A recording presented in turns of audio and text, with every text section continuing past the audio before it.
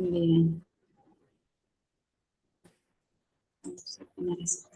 Muy bien, entonces vamos a dar inicio a esta sesión y también de esta manera dar inicio al diplomado especializado en materia laboral. En esta sesión abordaremos temas generales e importantes sobre el derecho del trabajo. Hablaremos en un primer momento acerca de cuál es el objeto de estudio del derecho de trabajo, qué tipo de trabajo es el que le interesa y protege el derecho del trabajo. Asimismo, hablaremos acerca de los elementos esenciales del contrato del trabajo y también acerca de los principios que inspiran el derecho laboral. Entonces, para ello vamos a dar inicio. Bien. Vamos a recordar este esquema que grafica el profesor Neves Mujica en su libro Introducción al Derecho del Trabajo. También recordando que en un febrero de 2021 el maestro Neves nos dejó de este plano terrenal, pero queda su legado académico, su legado intelectual para poder compartirlo como lo estamos haciendo. Así que primero entraremos a detallar qué tipo de trabajo es el que le importa el derecho del trabajo. Comúnmente conocemos como trabajo, por ejemplo, ¿no? El realizado por los voluntarios, incluso en la calle, pertenecientes tal vez a alguna ONG, alguna asociación, que realizan labores de colecta con una finalidad determinada. Podríamos decir que ese es un trabajo. Así también las labores de cultivo, por ejemplo, que realiza una persona en sus chacras para proveerse de alimentación, podríamos decir que este es un trabajo también.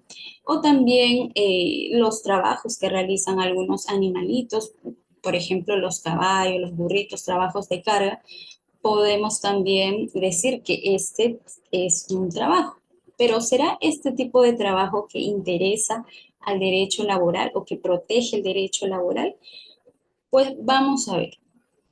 En primer lugar, el maestro Neves, y también según la doctrina, ¿no?, concordante con ella, nos dice que este trabajo tiene que ser un trabajo humano. ¿Qué quiere decir? Tiene que ser desempeñado por una persona humana como sujeto de derecho.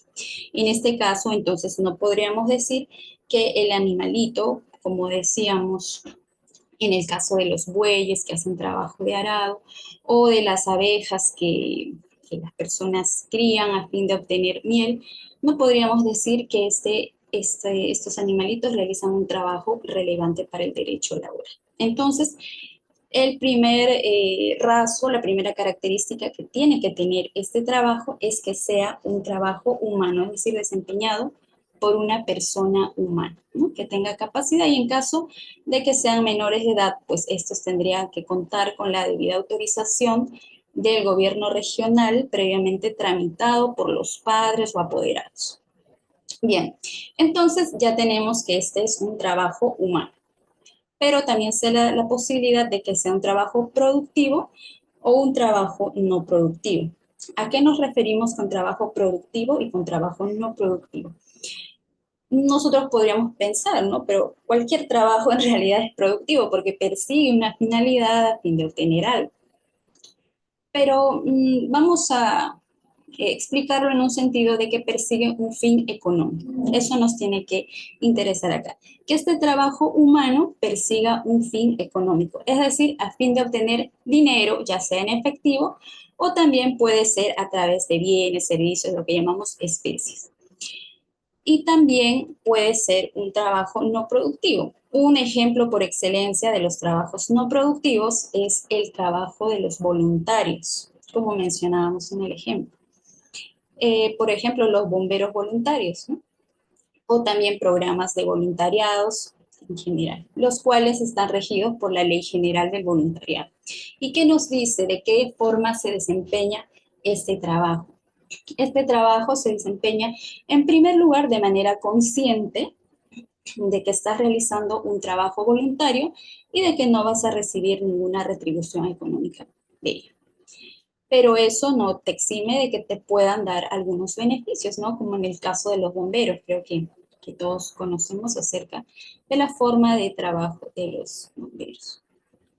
O también los trabajos que realizan las personas para sí mismas. Por ejemplo, digamos que yo soy gasfitera, ¿no? Un ejemplo. Y en mi casa se rompe alguna tubería, entonces yo realizo labores de gasfitera, pero en mi casa. Entonces, ¿es un trabajo humano? Sí. ¿Me sirve? Sí, pero no persigue una finalidad económica porque finalmente el trabajo es para mí. Entonces, aquí podríamos poner este ejemplo para diferenciar entre trabajo productivo y trabajo no productivo. Pongamos que estamos en el caso, ¿no?, de una asociación de profesionales de medicina, médicos, los cuales concuerdan realizar labores gratuitas en favor de un centro poblado de Huarochirí, digamos, que se encuentra a 4 horas de Lima. Entonces, ellos se van a turnar para realizar las labores gratuitas en este centro poblado. Van a correr con su pasaje, ¿no?, con sus propios gastos para poder llegar a esta lejana localidad. Y allí también van a brindar los servicios de consulta, de diagnósticos, de suministro de medicina, y todo ello también va a correr por el riesgo de los mismos abogados. Y a cuenta, ¿no?, de los mismos médicos, perdón. Entonces, en determinado momento los médicos dicen, ¿saben qué? Nosotros necesitamos acá una secretaria o un asistente que nos pueda ayudar en la organización de los documentos, o ya sea para reserva de citas. Entonces vamos a contratar a una secretaria, vamos a contratar a un asistente y le vamos a pagar un sueldo, el cual saldrá pues de nuestros bolsillos. Entonces, aquí vemos que tanto la secretaria como los médicos van a realizar un trabajo para la asociación, pero la secretaria no persigue el mismo fin que los médicos. Ellos tienen una finalidad no lucrativa, que es hacer un servicio a la comunidad, pero la secretaria tiene un fin económico, pues está contratada para prestar servicios para la asociación. Quizá no sea su único fin, pero basta con que tenga el fin económico. Entonces ya podemos decir que en este caso la secretaria o el trabajo de la secretaria sí tiene un fin productivo, y el de los médicos no tiene un fin productivo porque es sin fines de lucro, ¿verdad? Entonces aquí ya tenemos la diferencia. Repasamos el trabajo humano productivo y ahora vemos si es por cuenta ajena o por cuenta propia. Cuando se refiere a un trabajo productivo por cuenta propia, es lo que ahora se conoce, ¿no?, como las personas que dicen yo soy mi propio jefe o yo soy emprendedor, lo cual está correcto, está muy bien, y generalmente pues son o profesionales que ejercen independientemente su carrera, o también podrían ser, no sé, maestros carpinteros, personas que ejercen oficios y que realizan bajo su propia cuenta, ¿no? No están subordinados a nadie, no le rinden cuentas a nadie, entonces realizan de manera independiente sus labores. Y por otro lado tenemos a los trabajadores que realizan sus servicios por cuenta ajena, es decir, para un tercero. Ellos van a coadyuvar a la realización del fin de un tercero, ¿no? Entendemos que este fin es productivo también. Y bueno, entonces este trabajo humano productivo y por cuenta ajena es el que va a interesar o a ser objeto de protección por parte del derecho laboral. Bien, ahora aquí se subdivide, ¿no?, entre trabajo libre y trabajo forzoso. ¿Cuándo nos referimos a un trabajo libre? Cuando es un trabajo consensuado, cuando ambas partes de la relación laboral han expresado su consentimiento respecto a los extremos, ¿no?, del contrato, el sueldo, el horario, las prestaciones que se van a realizar. Entonces, si ambas partes se encuentran de acuerdo, podemos decir que esta es una prestación libre. Y también tenemos el trabajo forzoso. Esto sí, bueno, se ha visto desde tiempos antiguos, desde la edad antigua, cuando existía el esclavismo, ¿no? Existía y lamentablemente aún no se ha erradicado en su totalidad. Pero bueno, vamos a ver que hay una particularidad respecto al trabajo forzoso, porque se ha autorizado o se ha permitido ciertas formas de trabajo forzoso, como podría ser, por ejemplo, el servicio militar obligatorio, el Convenio Internacional de Trabajo 29 y la Convención Americana sobre Derechos Humanos han concordado en excluir a tres tipos de trabajo forzoso y ya no considerarlos como trabajo forzoso porque tienen una justificación, ¿no? Uno de ellos sería el servicio militar obligatorio.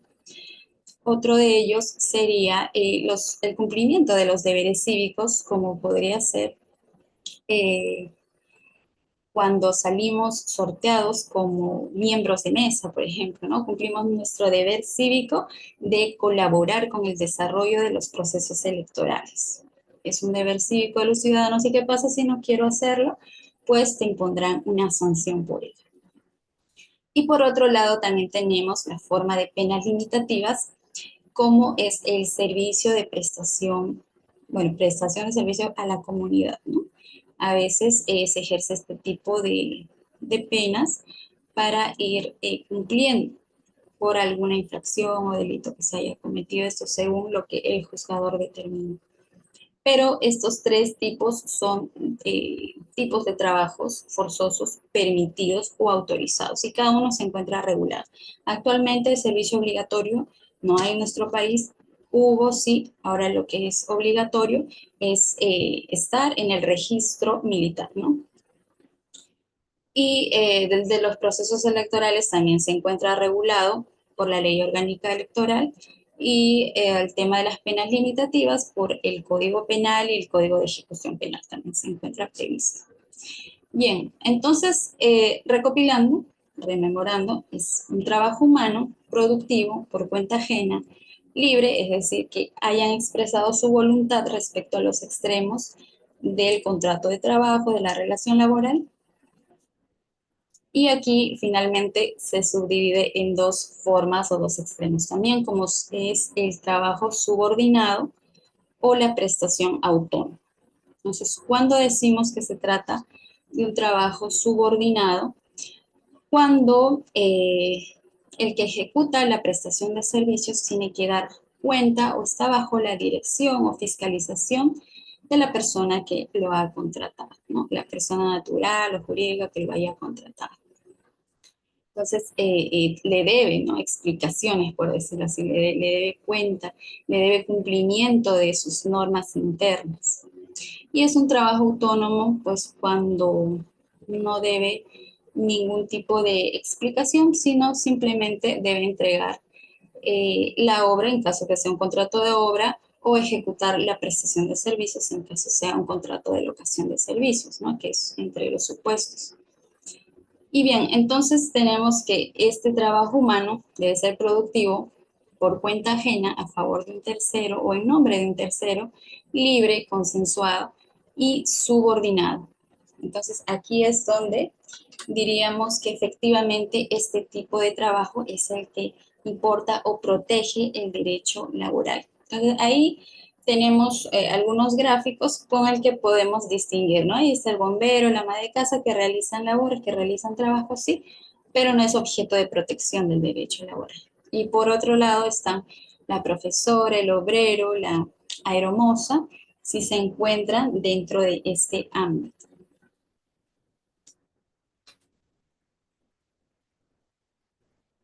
Y aquí tenemos un cuadrito comparativo también citado por el maestro Neves en el libro de Introducción del Derecho al Trabajo, con el fin de ordenar las ideas, de dividir y diferenciar, ¿no? Cuando estamos ante un contrato de trabajo, contrato de locación de servicios y contrato de obra.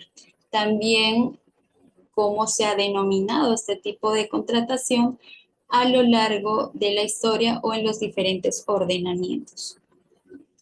Vamos primero con el contrato de trabajo. Cuando en el contrato de trabajo, podemos decir cuando el contenido o la promesa de la actividad a realizar es una prestación. ¿Qué tipo de vínculo jurídico tendrá? Tendrá un vínculo de subordinación con el que le ha contratado. ¿Y quién asume los riesgos de este trabajo? Pues los asume el acreedor, es decir, el que lo ha contratado. Cuando vemos estas tres figuras, estos tres elementos, entonces podemos decir que se trata de un contrato de trabajo. Como se denominó en el derecho romano, se le denominó contrato locatio conductio operatio. En el derecho francés, contrato de arrendamiento de servicios. Y en el derecho alemán, contrato de arrendamiento de servicios también. Y actualmente es el contrato de trabajo. Por otro lado, respecto al contrato de locación de servicios, cuando el contenido de la promesa de trabajo es una actividad, una prestación, y el tipo de vínculo es autónomo, es decir, no está subordinado, no está fiscalizado, es autónomo, y cuando el que asume el riesgo del trabajo es el acreedor, es decir, quien te ha contratado. Entonces, en este caso nos encontramos frente a un contrato de locación de servicios y se denominó en el derecho alemán como contrato de prestación de servicios no dependientes. Finalmente, respecto al contrato de obra, tenemos que el contenido o la promesa del trabajo es el resultado, es una obra. Por ejemplo, podría ser, ¿no?, una pintura al óleo. Esto generalmente se aplica para artistas, personas que realizan trabajos que implican todo un desarrollo, un desenvolvimiento. Podría ser también una obra literaria, un libro, no sé, cualquier tipo de arte, ¿no? ¿Qué tipo de vínculo jurídico tendrá? Pues será un vínculo autónomo porque él va a ver la forma cómo va a realizar este trabajo, ¿no? Puede ser, voy a hacerlo a las 11 de la mañana, luego continuaré en la noche. Entonces, él verá cómo organiza su horario para terminar el trabajo. ¿Y quién asume el riesgo del trabajo? Pues él mismo, para así llegar a obtener su obra y entregarla en el plazo pactado. Entonces, este es un contrato de obra. En el derecho romano se le denominó contrato locatio conductio operis, francés, contrato de arrendamiento de obra, y en el derecho alemán de igual manera. Actualmente se le denomina contrato de obra. Bien, ahora que ya hemos visto cuál es el objeto o cuál es el ámbito de interés de estudio del derecho laboral, tenemos que esta relación laboral se puede concretar a través de un contrato de trabajo, el cual puede ser verbal o puede ser escrito. ¿Qué nos dice la normativa vigente? El artículo 4 de la Ley de Productividad y Competitividad Laboral nos dice que toda o que se presume la existencia de un contrato de trabajo a plazo indeterminado a toda prestación de servicios remunerada y subordinada. Es decir, hay una prevalencia por los contratos de trabajo a plazo indeterminado. Es decir, si no se encuentra estipulado en el contrato que este es un contrato a plazo fijo, entonces se entiende o se presume que es a plazo indeterminado, ¿no? Esto sería en el caso de un contrato verbal. Pero puede ser verbal, puede ser escrito. Finalmente, ¿qué es el contrato de trabajo? Es el acuerdo que va a haber entre las partes de una relación laboral y se van a comprometer, ¿no?, una parte a poner a disposición su fuerza de trabajo, a prestar servicios personales determinados, y la otra parte, el empleador, va a ofrecer un pago en retribución a esta prestación de servicios, ¿no? Entonces, aquí tenemos que la perdón, que el contrato de trabajo tiene tres elementos esenciales. ¿Cuáles son? La prestación personal de servicios, la subordinación y la remuneración. Seguramente en pregrado, quizá los que ya hayan terminado la universidad, hayan visto, ¿no?, esto de manera general en los cursos de Derecho al Trabajo, pues, pero vamos a rememorar, vamos a recordar, vamos a ver también con algunos ejemplos y qué dice la normativa vigente, de qué manera se puede, que puede operar la desnaturalización, cuándo podemos reconocer cuando estamos frente a un contrato de trabajo, porque muchas veces lo que hace el empleador a fin de evitar no pago de beneficios laborales, dice, bueno, te voy a contratar bajo locación de servicios, prestas tus labores, igual te voy a pagar bien, pero lo que está haciendo es evadiendo, ¿no? El pago, una responsabilidad, un derecho que tiene, que es pagar los derechos laborales a sus trabajadores. Entonces, empezamos con la prestación personal de servicios.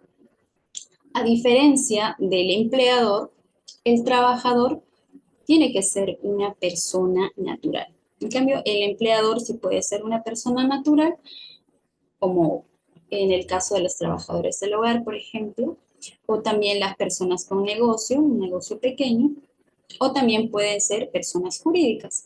Cualquier forma asociativa, ya sea con fines de lucro o sin fines de lucro, como vimos el ejemplo al inicio de la Asociación de Médicos, ¿no? Que no tenían un fin lucrativo, pero sí contrataron a una persona que no compartía el mismo fin para que trabaje en la asociación.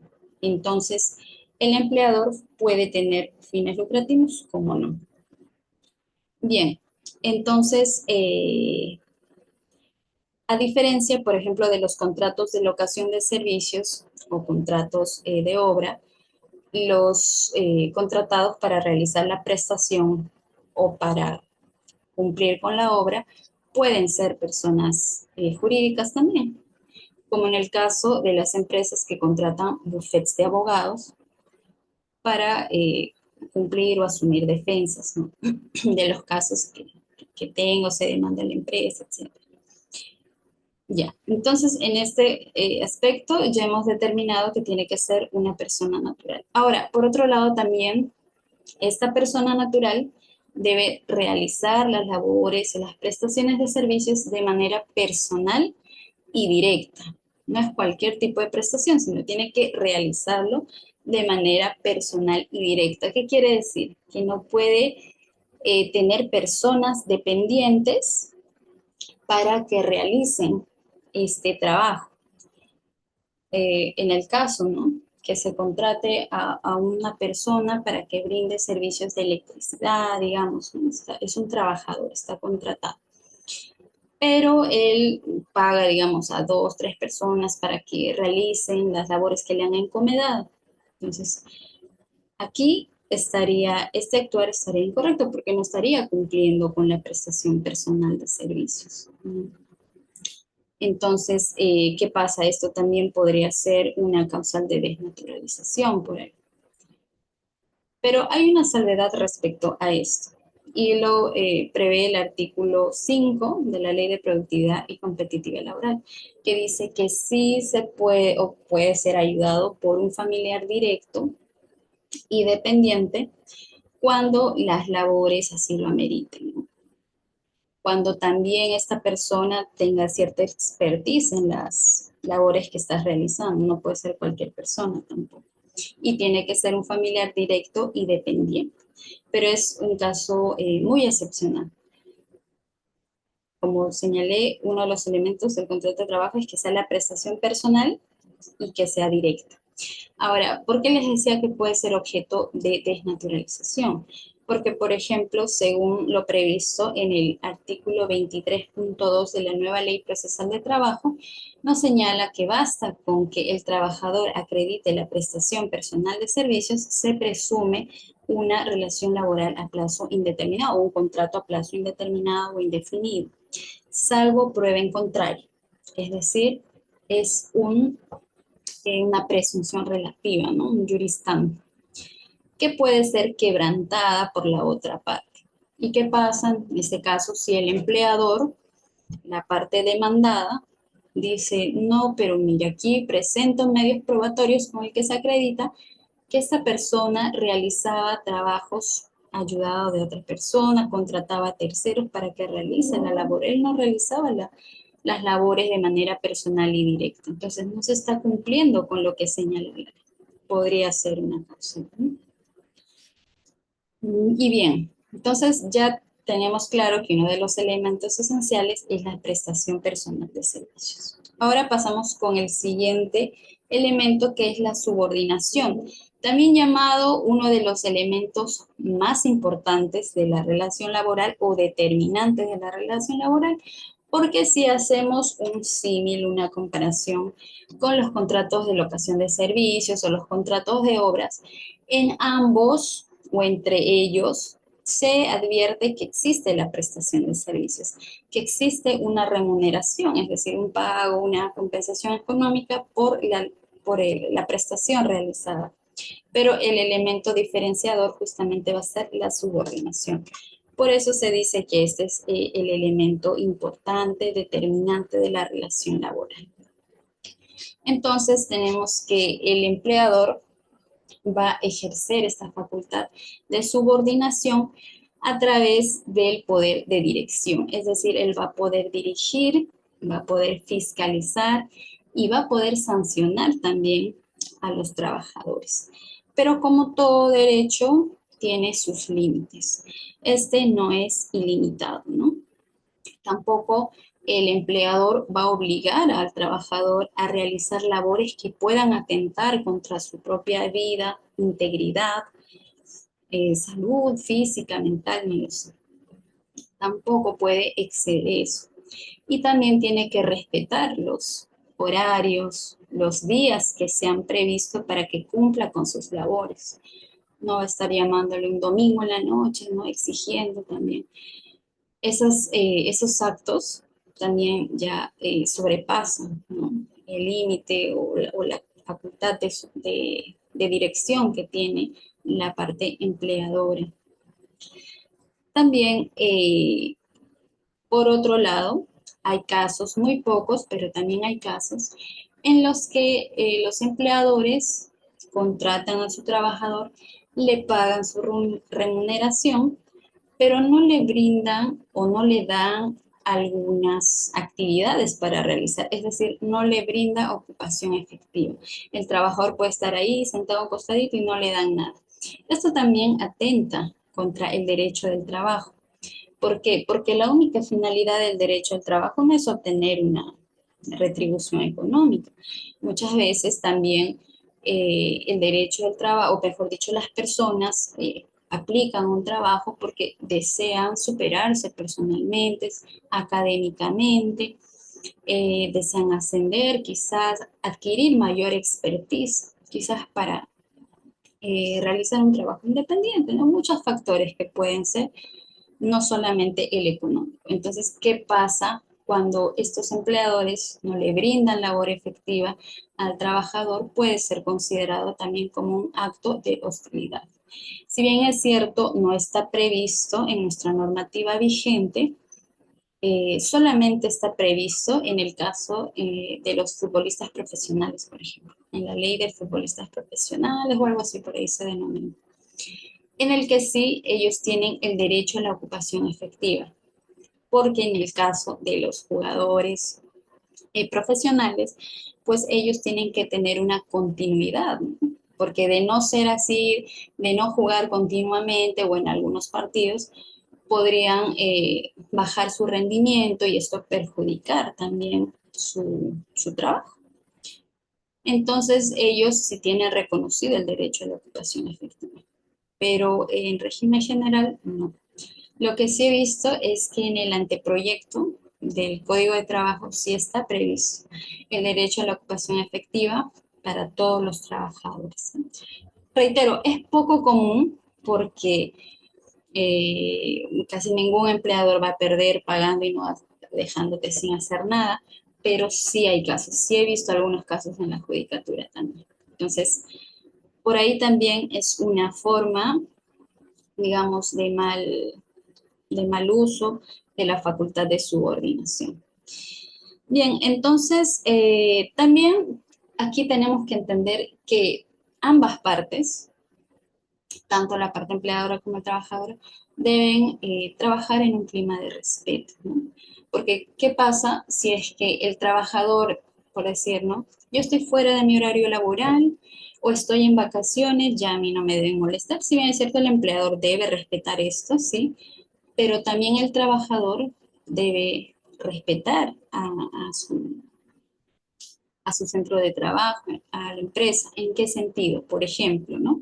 Digamos que un trabajador está en vacaciones, pero en vacaciones se le ocurre realizar las mismas actividades que su empresa empleadora y en cierta forma está constituyendo una competencia desleal y en cierta forma está acaparando o captando los clientes que tenía la empresa. Esto también puede configurarse en una competencia desleal. Entonces, esto pues también sería un abuso, ¿no? Por parte del trabajador. Siempre debe haber un clima de respeto y buena fe. Ahora, podría accionar legalmente la parte empleadora, también podría hacerlo, ¿no? Pedir alguna indemnización o configurarlo como una falta grave. Y o también en el caso, por ejemplo, de que al trabajador se le haya impuesto alguna sanción y él, a manera, ¿no? de venganza, por decirlo así, al salir ya de su centro de trabajo, fuera de su horario laboral, va hacia el vehículo de su jefe y empieza a golpear, empieza a romper las ventanas, no lo sé. Entonces, esto también sería una actitud, una conducta errada, ¿no? Que no se encuentra acorde a un clima de respeto entre las partes. Entonces, este elemento de la subordinación implica el respeto entre ambas partes de la relación laboral, no solamente del empleador, sino también del trabajador, ¿no? Y no puede extralimitarse, no puede vulnerar derechos fundamentales de las partes. Bien, entonces ahora continuamos con el otro elemento que sería la remuneración, que es nada más que la retribución económica, puede ser en dinero o también en especie, por contraprestación, por haber realizado, pues, ¿no? La prestación de servicios, el trabajo determinado para el que se te ha contratado, ¿no? Entonces, basta que se configuren estos tres elementos en la relación, en el vínculo jurídico entre las partes, entonces podemos decir que nos encontramos ante un contrato de trabajo. Como señalé anteriormente, la normativa vigente en la nueva Ley Procesal de Trabajo nos indica que basta con la acreditación de la prestación personal de servicios para que se presuma la existencia de un contrato de trabajo a plazo indeterminado o indefinido. Pero como también mencioné, este es un juris tanto, es decir, es una presunción relativa, pues puede quebrantarse cualquiera de estos elementos, la subordinación, la remuneración, con medios probatorios que presente la parte demandada, la parte empleadora. ¿Cómo podría ser, no? Acreditar, por ejemplo, que este trabajador también realizaba trabajos para otra empresa, es decir, no era exclusivamente para mí. Entonces, también podría acreditar que él no cumplía con un horario, no cumplía con órdenes directas de la empresa, entonces ahí se estaría quebrantando esta presunción, pues estoy eh, acreditando que no hubo subordinación o acreditando que no hubo prestación personal de servicios, ¿no? Entonces, si no es cierto, la ley ampara, pero no es una presunción absoluta. Bien, ahora vamos a pasar a los principios laborales.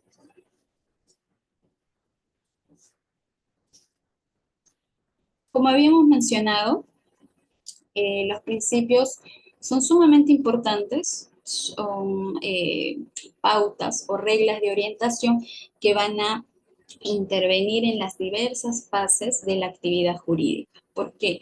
Porque primero van a inspirar al legislador al momento de la creación o de la gestación de la norma, también al momento de interpretar la norma o el momento de aplicar la norma, ¿no? Por parte de los juzgadores, de los jueces. Entonces son pautas orientadoras para quién va a aplicar. Entonces, esta tiene una triple función. La función informativa, ¿por qué? Porque va a inspirar, como señalé, al legislador al momento de crear o gestar la norma. Y normativa, porque ante un vacío o ante una deficiencia legal, va a operar los principios, van a aplicar los principios. E interpretar también porque al momento de la interpretación normativa se va a aplicar estos principios también. Entonces, vamos a ver cuáles son estos principios. En la Constitución, en el artículo 26, están reconocidos tres de los principios laborales. El principio de igualdad, de irrenunciabilidad de derechos e interpretación favorable, ¿no? O principio protector también llamado. Pero específicamente, explícitamente está reconocido como igualdad de oportunidad sin discriminación, carácter irrenunciable de los derechos reconocidos por la Constitución y la ley, y la interpretación favorable al trabajador en caso de duda insalvable. Esta palabrita de duda insalvable tenemos que tenerlo muy presente porque también se ha confundido, ¿no? La aplicación, por ejemplo, de la interpretación favorable. Vamos a ver en qué casos se ha confundido o no se ha aplicado correctamente, pero hay que tenerlo presente, ¿no? Duda insalvable sobre el sentido de una norma. Ahora, los principios laborales han sido desarrollados, por ejemplo, en la sentencia 008-2005, proceso de inconstitucionalidad del TC. Este proceso seguido por Gustavo Gorriti contra el Congreso por la inconstitucionalidad de la Ley Marco del Empleo Público, ¿no? Pueden buscarlo allí. Aquí se desarrolla a mayor amplitud cada uno de los principios del derecho del trabajo.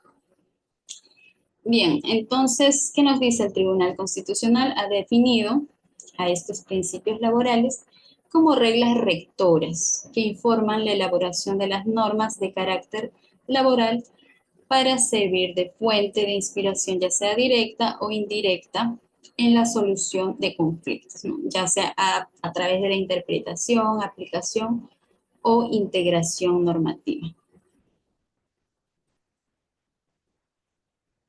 Aquí tenemos al principio más importante, o mejor dicho, al que más se ve o se aplica en los procesos que llegan al Poder Judicial, ¿no?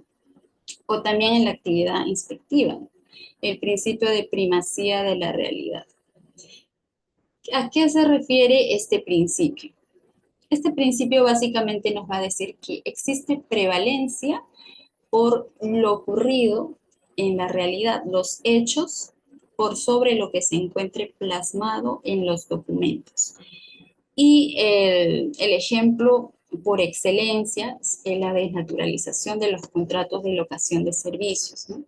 ¿Qué pasa cuando los empleadores, como les comenté, muchos de ellos, una mala práctica que ocurre no solo en los privados, también en los públicos, ¿no? Muchas municipalidades, entidades contratan vía locación de servicios a trabajadores, a obreros, a fin de evitar pues el pago de los beneficios sociales, lo cual implica para ellos un costo, ¿no? Grande. Entonces, ¿qué pasa? Por ejemplo, cuando me contratan bajo locación de servicios, pero lo que en realidad hago son labores de obrero. Por ejemplo, uno municipal, ¿no? Realizo labores de obrero, tal vez limpieza pública, tal vez labores de jardinería, parques, recolección de residuos sólidos, etcétera. Entonces, estos, por ejemplo, si están protegidos por una ley especial, el artículo 37 de la Ley Orgánica Municipal les dice que a los obreros le corresponde el contrato de trabajo a plazo indeterminado, ¿no? Bajo el régimen privado. Entonces, por ejemplo, aquí opera la desnaturalización de contratos, porque le están contratando de una forma que la ley no ha previsto y que en realidad este es un trabajo. O, por ejemplo, en una empresa, ¿no? Contratan bajo locación de servicios a una persona que en realidad realiza labores permanentes dentro de la empresa y subordinadas dentro de la empresa, pero le están contratando bajo esta modalidad. Entonces, aquí, si la parte no recurre vía judicial, el juez lo que va es llamar todos los medios probatorios existentes, va a revisar, va a realizar una valoración probatoria y va a determinar pues que en realidad existe una relación laboral, por lo cual declarará la desnaturalización de este tipo de contratación, ¿no? ¿Cuál es la base legal? El artículo 4 del Decreto Supremo 00397-TR, que como señalé, menciona la presunción de plazo indeterminado de la relación laboral. A ver.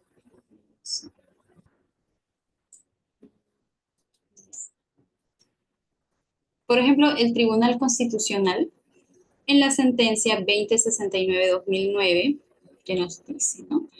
Ahí señala que son los rasgos sintomáticos de laboralidad, por ejemplo, cuando se encubre una relación laboral con contratos de locación de servicios. Nos dice, control sobre la prestación desarrollada o la forma en que ésta se ejecuta. Si el contratante realiza o tiene control en cierta forma sobre la prestación desarrollada, entonces podríamos decir que aquí hay rasgos de laboralidad. Integración de la demandante en la estructura de la organización de la sociedad. También si por ahí se observa que dentro del organigrama de la empresa, esta persona contratada bajo locación de servicios realiza actividades permanentes o que están considerando como permanentes dentro de la estructura organizacional de la sociedad, entonces sí, pues es un rasgo de laboralidad. Por otro lado, la prestación fue ejecutada dentro de un horario determinado, la prestación fue de cierta duración y continuidad, o te están suministrando herramientas y materiales, pago de remuneración a la demandante. También lo que muchas empresas hacen, tal vez erradamente o sin darse cuenta, ¿no? Es que en la misma fecha que pagan la remuneración a sus trabajadores, en la misma fecha también le están pagando a los locadores. Entonces, por ahí también se podría ver por qué en la misma fecha están pagando tanto a locadores como trabajadores, ¿no? Podría ser ahí un indicio. Por otro lado, reconocimientos de derechos laborales. A veces también cuando han contratado bajo locación de servicios, le va a decir, está bien, descansa tantos días o le dan ciertos beneficios, ciertos pagos, ciertos descuentos. Entonces, todo eso también en conjunto nos permite determinar pues, si existe acá una relación laboral encubierta. Por otro lado, la Sala de Derecho Constitucional y Social Permanente de la Corte Suprema reconoce que existe una relación laboral cuando, por ejemplo, el locador realiza actos como recepcionar, suscribir documentos de control de oficina, cuando firma papeletas de salida, cuando tiene, por ejemplo, ¿no? Un correo, rinde cuentas por viáticos, se le está controlando el ingreso y la salida, o se le está sancionando por tardanza, se le manda un memorándum, un correo llamándole la atención. Cualquier tipo de esta forma son rasgos sintomáticos que se está encubriendo una relación laboral. Otro de los ejemplos en el que se aplica este principio de primacía de la realidad es, por ejemplo, ¿no? Cuando se contrata a plazo fijo o bajo contratos modales a ciertos trabajadores, pero que en realidad de los hechos son actividades permanentes. Entonces, cuando en un proceso judicial, por ejemplo, la parte demandada, la parte empleadora, no cumple con acreditar la causa objetiva de contratación, esto ya lo van a ver en sesiones posteriores relativas a las modalidades contractuales, ¿no? Pero como a manera de ejemplo, ¿no? Cuando no cumple con acreditar la causa objetiva de este tipo de contrataciones modales o a plazo fijo, entonces opera también la desnaturalización de los contratos. Y como señalamos, hay una prevalencia porque este sea indeterminado o indefinido. Entonces también vía judicial, el juez declara la desnaturalización de este tipo de contratos. Por otro lado, también tenemos a los trabajadores de confianza, ¿no? Muchas veces los empleadores destacan a ciertos trabajadores como trabajadores de confianza, ahora le dan la condición de trabajadores de confianza, a fin de que cuando quieran desvincularlos no les paguen la indemnización correspondiente. Entonces, de muchas formas se puede burlar, digamos, la norma laboral, pero para eso están este tipo de principios, ¿no? Para que el juez vea, aplique este principio y vea si es que en verdad en los hechos hay un encubrimiento de una relación laboral a plazo indeterminado. Bien, seguimos. Aquí tenemos el principio protector. Este también es uno de los principios más importantes del derecho del trabajo, y en la sentencia 10777-2006, el TC señala que a partir de este principio protector, nuestro derecho al trabajo ostenta una preferencia por la relación laboral a plazo indeterminado, como ya lo habíamos señalado. Ahora, ¿de qué forma se expresa el principio protector? De tres formas, ¿no? A través del indubio pro operario, la norma más favorable al trabajador y la condición más beneficiosa al trabajador. El indubio pro operario es que ante la duda se resolverá conforme a lo más favorable para el trabajador. Ahora, esta expresión está reconocida en el artículo 26 de la Constitución, como ya lo habíamos visto. También está desarrollada en la sentencia también que hemos citado del TC, el 008-2005, y señala como requisito esencial que exista una duda insalvable. Justamente les decía que pongan especial atención en cuanto a la duda insalvable, porque sí ha sido objeto de confusión tal vez, ¿no? He visto, he escuchado por ahí que hay personas que señalan que cuando hay duda respecto a los hechos, se va a dar prevalencia a lo que sea más favorable al trabajador, y no es así. Esto se refiere a la interpretación de la norma. Recordemos que los principios se aplican ante la insuficiencia o de interpretación de una norma, ¿no? Entonces, por ejemplo, ¿no?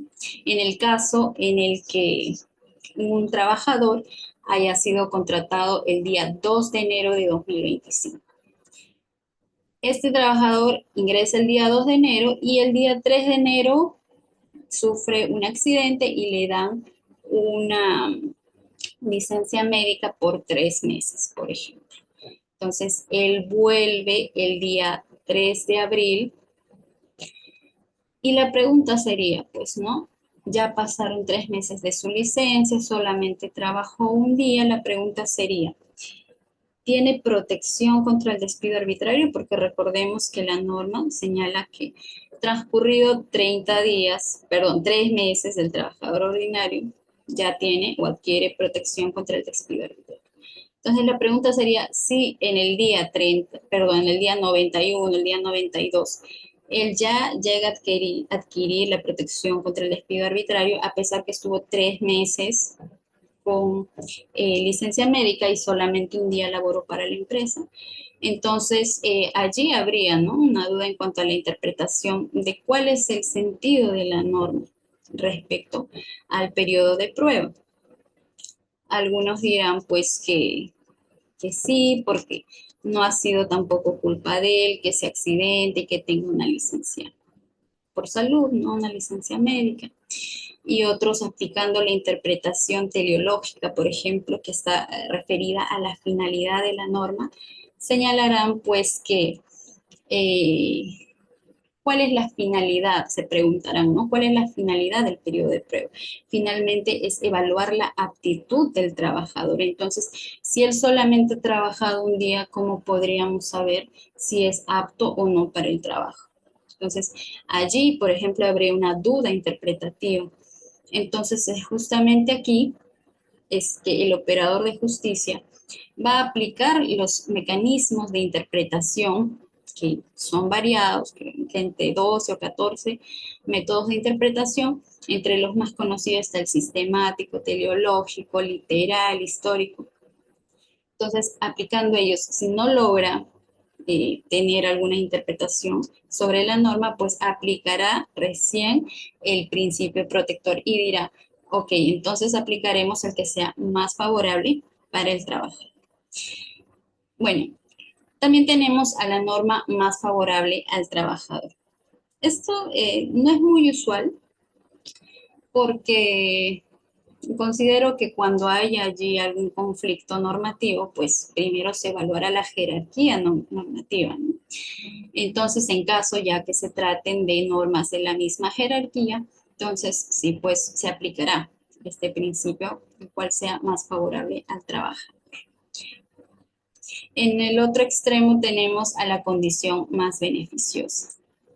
Este también se aplica, en este caso, por ejemplo, en la casación laboral 12470-2014, Cusco, la Corte Suprema aludió la aplicación de esta regla, tanto la condición más beneficiosa como el principio de continuidad laboral, por ejemplo, en un caso en el que un trabajador había suscrito contratos modales por servicios específicos y posteriormente contratos de naturaleza accidental como la suplencia. Entonces, como en este caso se llegó a desnaturalizar los contratos por servicios específicos, determinó que por principio de continuidad y condición más beneficiosa, también se encontraban desnaturalizados los contratos de suplencia que se habían suscrito de manera posterior. Y también, bueno, en reiterada jurisprudencia se hace mención, ¿no?, a esa condición más beneficiosa. Entonces, seguimos. Finalmente, ya para cerrar con el tema del principio de protección, tenemos que el Tribunal Constitucional ha considerado que la aplicación de este principio está sujeto a 4 consideraciones, las cuales: existencia de una norma jurídica que como proceso de interpretación nos puede ofrecer varios sentidos, ¿no? Es decir, que no tenga una interpretación clara. Por otro lado, la imposibilidad lógica, axiológica de dirimir esta duda. Justamente hablamos de la duda insalvable, ¿no?, mediante la utilización de cualquier método de interpretación admitido como válido por el ordenamiento nacional. Es decir, no ha podido ser interpretado por alguna de las formas de interpretación o métodos de interpretación válidos, entonces se aplicará este principio protector. Asimismo, señala la obligación de adoptar como sentido normativo aquel que ofrece mayores beneficios al trabajador y también la imposibilidad del operador de integrar la norma, ya que el principio no se refiere a suplir la voluntad de este, sino a adjudicarle un sentido, el sentido más favorable para el trabajo. Por otro lado, tenemos a uno de los principios también muy importantes, como son el de irrenunciabilidad de derechos. Aquí también este ha sido desarrollado en la sentencia ya citada 008-2005. Y bueno, a manera de revisión, ¿no?, de jurisprudencia, vamos a ver a qué derechos no puede renunciar el trabajador. A las normas imperativas, por ejemplo, que estén contenidas en la Constitución y en la ley. ¿Y qué pasa con los convenios colectivos? Respecto a los convenios colectivos, ha habido pronunciamientos diferentes. También en la doctrina ha habido posturas diferentes, ¿no? Algunos señalan que no, que solamente los que están contenidos en la Constitución y la ley, y otros señalan que efectivamente los beneficios obtenidos a través de los convenios colectivos también están protegidos, ¿no?, bajo este principio de irrenunciabilidad de derechos. Por ejemplo, en la casación laboral 6072-2012 del SANTA, se proscribió la imposibilidad de renuncia a un convenio colectivo de manera individual. ¿Qué quiere decir eso? Que yo como trabajador individual no puedo renunciar a beneficios obtenidos a través de un convenio colectivo. Pero ¿por qué, no? Porque esto guarda sentido con proteger también o promover la negociación colectiva, entonces le restaría cierta eficacia a la negociación colectiva. En el mismo sentido, la casación laboral 10712-2014 nos dice lo mismo, ¿no? Que tú como trabajador de manera individual no puedes renunciar a un beneficio obtenido a través de un convenio colectivo. Pero lo que sí se puede hacer es que el mismo sindicato, la misma organización sindical puede decidir renunciar a estos beneficios o modificarlos incluso, impeyos o en menos, ¿no? Menos de lo que ya se había dado. Ahora, esta sentencia, esta casación laboral, constituye pues doctrina jurisprudencial. Ahora, los excesos a la ley no están protegidos por el principio de irrenunciabilidad. También lo menciona la casación laboral 6072-2012. Y los derechos emanados del contrato de trabajo y de la decisión unilateral del empleador sí pueden ser materia de renuncia. Esto está previsto en la casación laboral 1712-2014.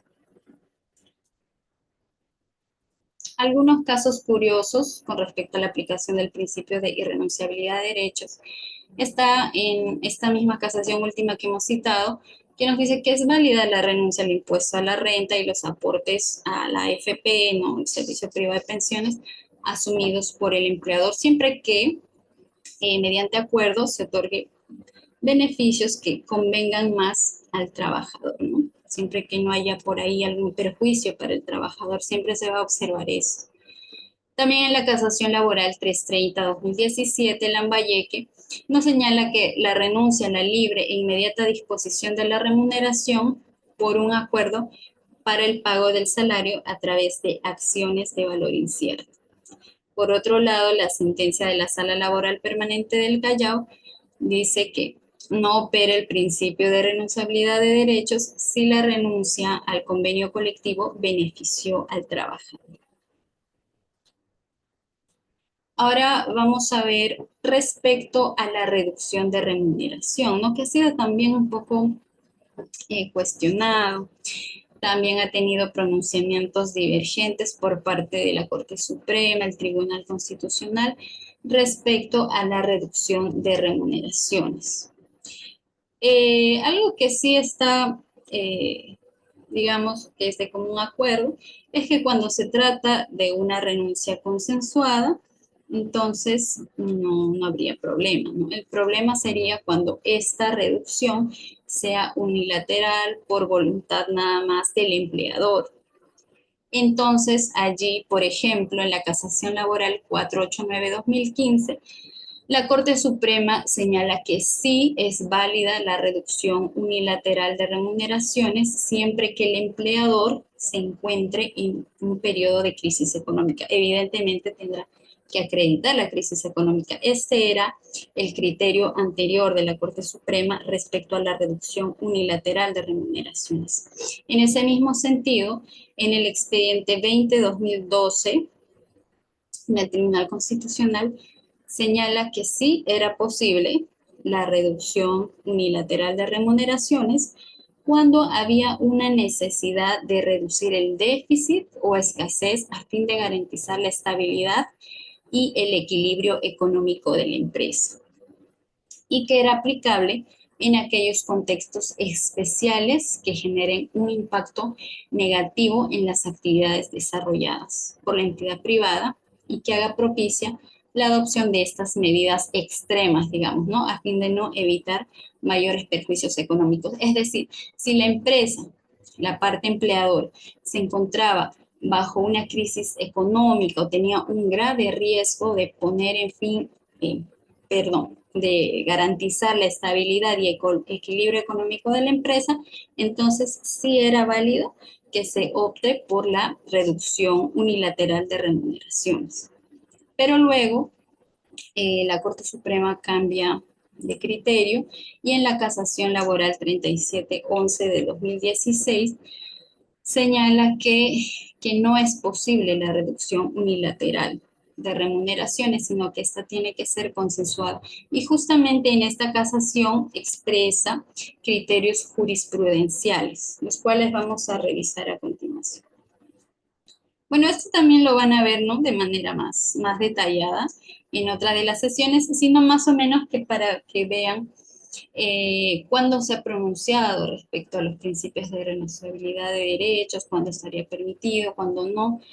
En este caso, por ejemplo, la Corte Suprema expresa criterios jurisprudenciales y señala, ¿no?, que cuando es por acuerdo individual. ¿Qué se refiere a acuerdo individual? Cuando es solamente el trabajador y el empleador. Ellos acuerdan y pactan, ¿no?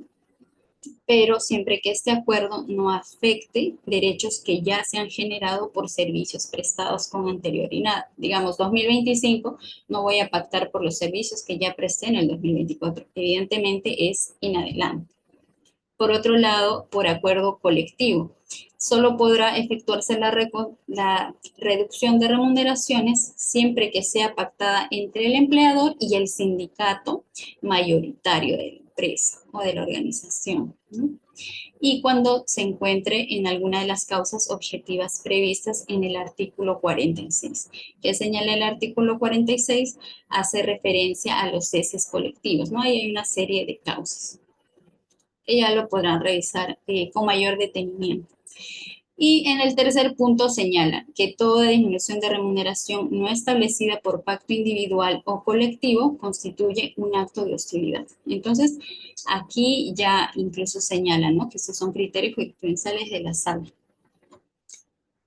Entonces, aquí podemos ver que hay pronunciamientos divergentes sobre un mismo tema y ambos están referidos pues a la irrenunciabilidad de derechos, entre ellos a la remuneración, ¿no?, el cual es un derecho evidentemente del trabajador.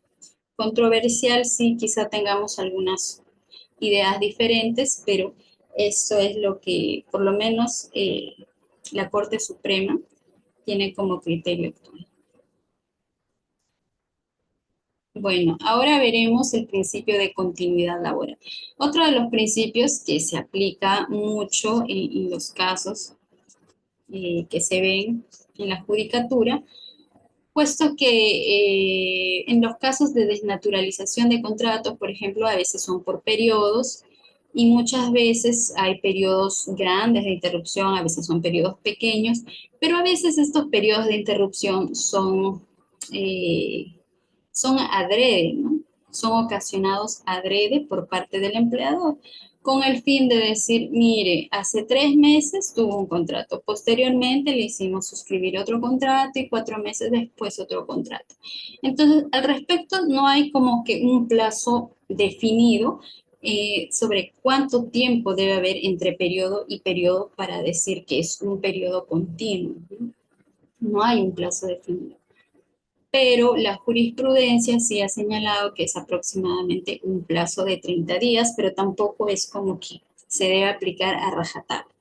Por ejemplo, hay casos en los que trabajadores han prestado servicios por 20 años o por 15 años, pero que han estado bajo contratos de locación primero, luego han estado bajo contratos administrativos de servicios, por ejemplo, luego otra vez por contratos de locación, y entre periodos y periodos habían entre un mes, 2 meses, mes y medio, o a veces hasta 3 meses. Entonces, lo que se hace es básicamente ver en primer lugar qué tipo de actividades realizaba entre periodos. Si son las mismas actividades las que realizaba y ver cuántos periodos por ahí hay. Quizás son 6, 7 periodos que están divididos en un mes cada uno. Entonces, aquí lo que podemos ver es que efectivamente sí había una continuidad, pero quizá por mala praxis del empleador o con un ánimo de no reconocerle un vínculo laboral a plazo indeterminado, realizaba este tipo o esta forma de contratación, ¿no? Entonces, aquí es donde se aplica el principio de continuidad laboral, es decir, que va a haber una prevalencia porque la relación laboral sea a plazo indeterminado o a plazo indefinido. Entonces, por ejemplo, en la casación, ¿no? 12340-2015, el Callao nos dice que breves interrupciones no pueden ser consideradas como extinción del contrato de trabajo porque no hay voluntad de partes.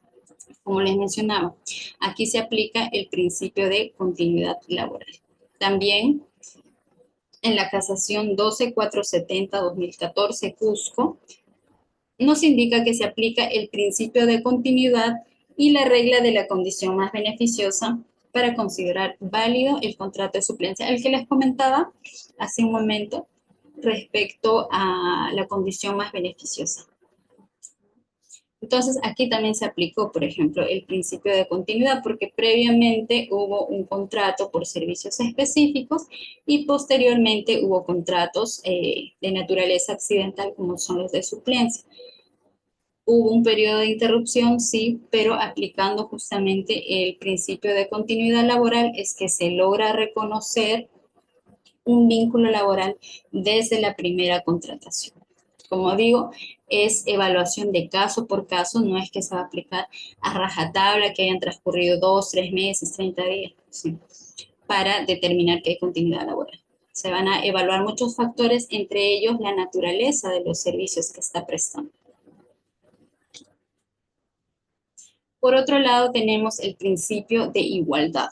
Entonces, recordemos que a veces las diferencias que se dan, o las diferencias, discriminación positiva, como le llaman dentro de la normativa, no son siempre perjudiciales, ¿no? En este caso, la discriminación positiva, por ejemplo, que se da en el caso de las madres gestantes, se le da un trato especial porque debido a su situación, en este caso su estado de gestación, se encuentra en cierta desventaja porque no va a poder realizar las mismas funciones, todo, y entonces se le va a dar un trato especial a fin de que tanto un trabajador que no esté en esta condición y la trabajadora en estado de gestación puedan tener las mismas condiciones. Entonces, por ejemplo, se aplica, ¿no?, una licencia especial por maternidad para que pueda realizar sus deberes en caso de que ya haya nacido, que es el bebé. También el periodo o la licencia para la lactancia. Ahora, ¿cuándo se ve mayormente la aplicación de este principio de igualdad? En los casos que llegan, por ejemplo, al Poder Judicial, podría ser en los casos en los que se demanda la homologación de remuneraciones. En este caso, la casación laboral 208-2005 Pasco, también la 915-2018 Lima, determina que a fin de que la judicatura ordene o disponga o declare la homologación de remuneraciones de trabajadores, se deben evaluar distintos factores. ¿Qué es lo que pretende un trabajador al pedir la homologación de remuneraciones?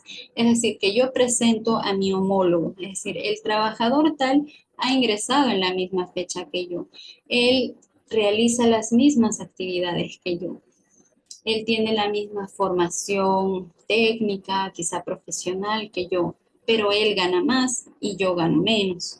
Entonces allí evidentemente hay una distinción y muchas veces invocan que se está vulnerando justamente el principio de igualdad en este caso, ¿no?, la igualdad salarial.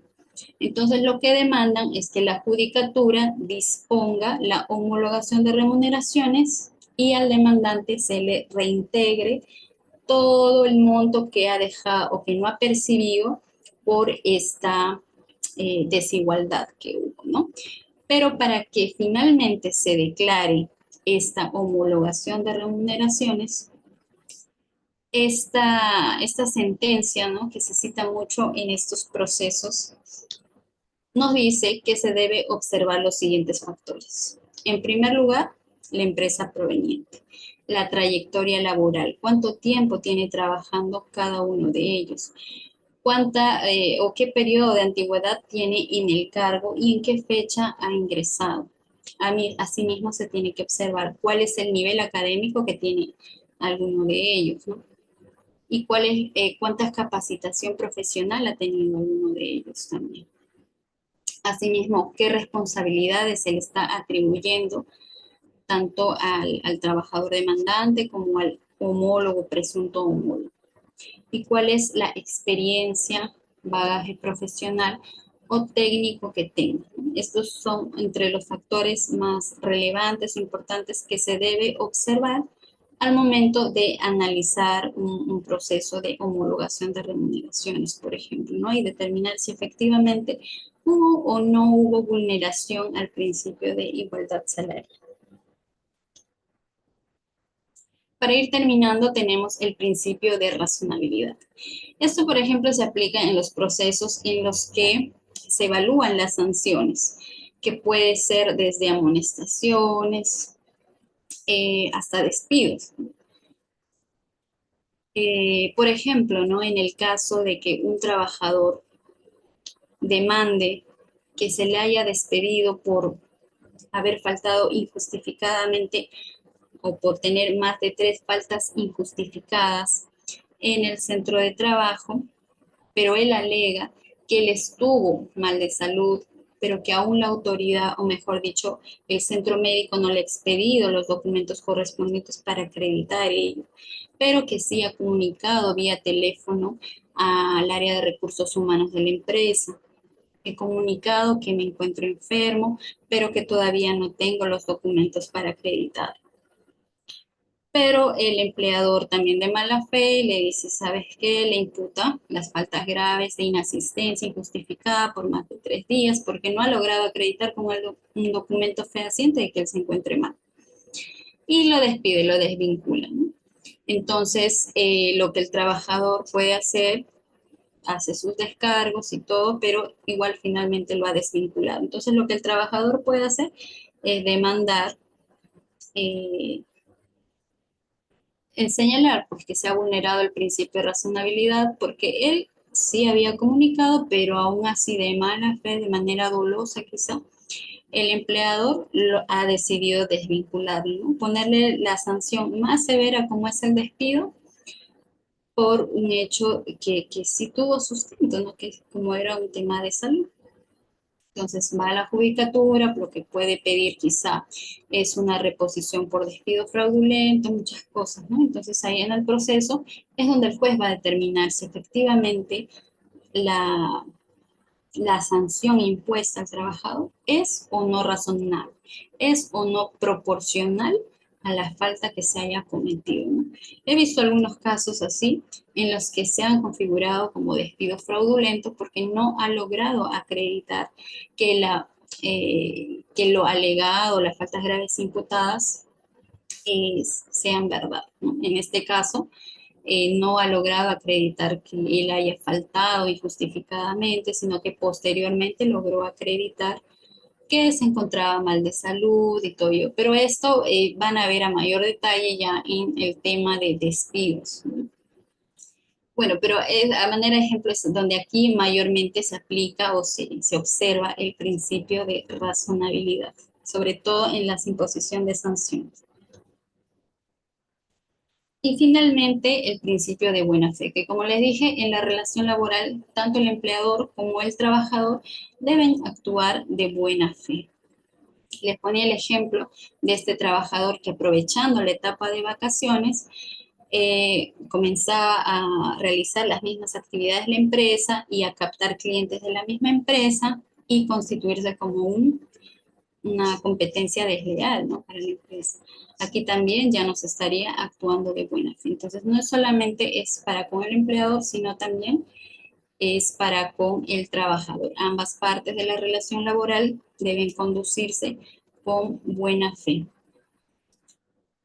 Y bueno, con esto ya habríamos terminado de ver a grandes rasgos lo que es en primer momento acerca del trabajo, ¿no? El tipo de trabajo que le importa, al derecho del trabajo, los principios del derecho de trabajo, elementos del contrato de trabajo, temas, digamos, generales, como para desarrollar más adelante ya los temas específicos que se van a tratar. Bueno, muchas gracias. Si tienen alguna pregunta, me la pueden hacer llegar a través del moderador. Gracias.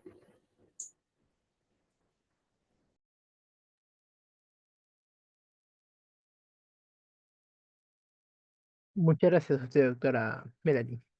Bueno, agradecerle por la disertación del día de hoy y creo que No creo que haya alguna pregunta y si es que hay alguna pregunta, pueden levantar la mano para que la doctora los pueda responder. Y a la par también felicitarlo por poder conectarse el día de hoy en horas de la noche. También felicitar a usted, doctora, por sus aportes que nos ha dado el día de hoy, aportes valiosos, que es muy importante para todos. Y espero que a todos les haya sido positivo la clase del día de hoy.